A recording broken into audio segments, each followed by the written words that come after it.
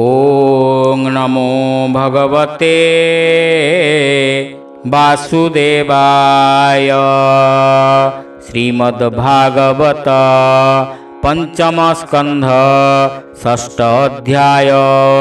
परीक्षित उवाच मोर संशय हृदगते भूमुनि फेड दया चित्ते जे इच्छा विहारी पुरुष सकल कर्मर जे ईश ए रूपे किबा कार्य तार संशय फेड मुनिवर अष्ट ऐश्वर्यदाता होई कष्टे क्लेशित काहि पाई।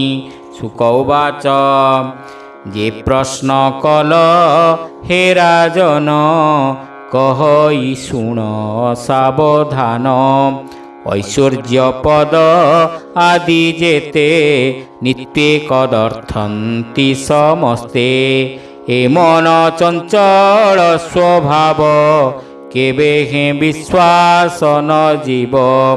जाहार मूल काम लोभ शोक मोह जे क्रोध गर्व ए सर्वजार मूल होई प्राणी के बंधन करई। के एहा साधु करी मणे मूढ़ पामर जन बिने एबे हो शुण महिपाल से जे ऋषभ अवतार। अखिल लोकपाल वर बंदन्ति चरणे जाहार से देव नाना विलक्षण जड़र प्राय आचरण। भ्रमंती नाना देश ग्रामे जोग शिखाई जोग धर्मे एमंते गला केते दिन शुण राजन एक मन।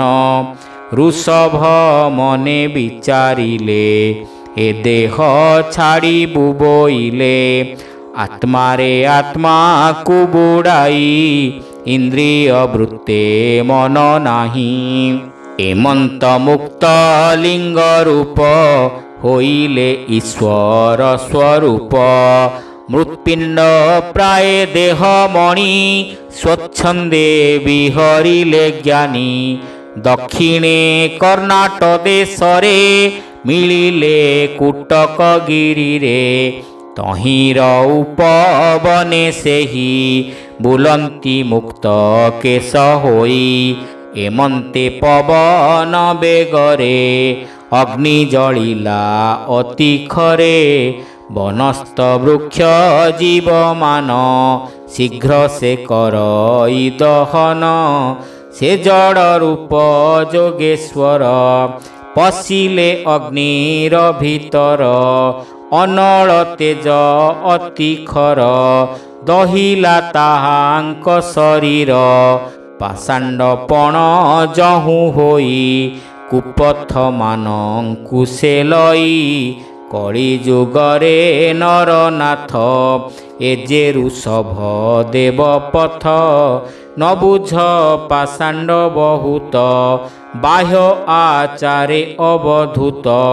शौच पवित्र दूर करी देवता निंदा को आचरी। कलिर आचर जे सन तहिरे होई मति भ्रम। देव ब्राह्मण यज्ञ मान निंदा करिबे अनुक्षण। सुकर्म पथ को छाड़िबे कुमार्ग मान आचरिबे। शुण कहिबा नृपवर ए जे ऋषभ अवतार। रजगुण रे जात जेते ताहांक कैवल्य अर्थे। ताहांक गुण ए संसारे गायन करुछन्ति नरे। हरि हरि बोल। सपत सिंधु मध्य थाई दीपवरस जेते होई। भारत वर्ष तहि धन्य जहिरे जन्मी प्राणी मान। अखिल जनर ठाकुर ताहांक जन्म अवतार गायन करंती हरसे जेणे अज्ञान पापनासे धन्य ए प्रिय व्रत वंश जहीं जन्मिले विष्णु अंश धन्य से राजा मध्य श्रेष्ठ भक्त मध्यरे गरिष्ठ एहार तुल्य के अपर जे वंशे देव जोगेश्वर वेद ब्राह्मण गुरु आदि देवता नर जे प्रसिद्धि हे सर्वगुरु भगवान ऋषभ परम कारण ताहांक अद्भुत कर्म विशुद्ध जेते आचरण प्राणी मानंक पाप हर परम मंगल मंदिर हरि हरि बोल श्रद्धारे शुणन्ति जे नर हरषे करन्ति विचार चंचल चित्त स्थिर करी जे अबा बदने उचारी तामती कृष्णर पयरे रहयति दृढ़तरे परम कृपामय तहि निश्चल भक्ति लभई जे भक्ति प्रसाद नर संसार बंधु हंति पार विषय जले बुड़ुथाई भक्ति भेलारे से तरई से सर्व पुरुषार्थ पाई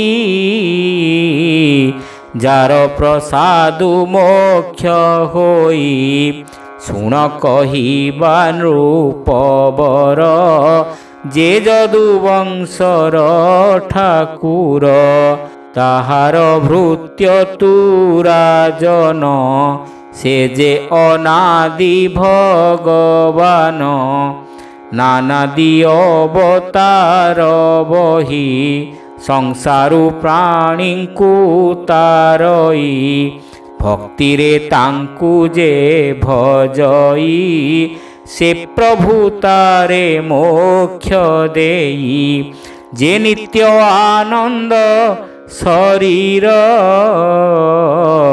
ताहार तृष्णा आदि दूर परम कल्याण कारण लोकरे दया परायण से जे ऋषभ जोगेश्वर ताहांकु मोर नमस्कार कहई दास जगन्नाथ भाषा प्रबंधे भागवत से प्रभु ऋषभ चरणे मो मन रहु अनुक्षणे भावे से प्रभु ऋषभ चरणे मो मन रहु अनुक्षणे हरि हरि बोल इति श्रीमद्भागवते महापुराणे पारमहंस्यां संहितायां पंचम स्कंधे ऋषभदेवानुचरिते नाम षष्ठ अध्यायः।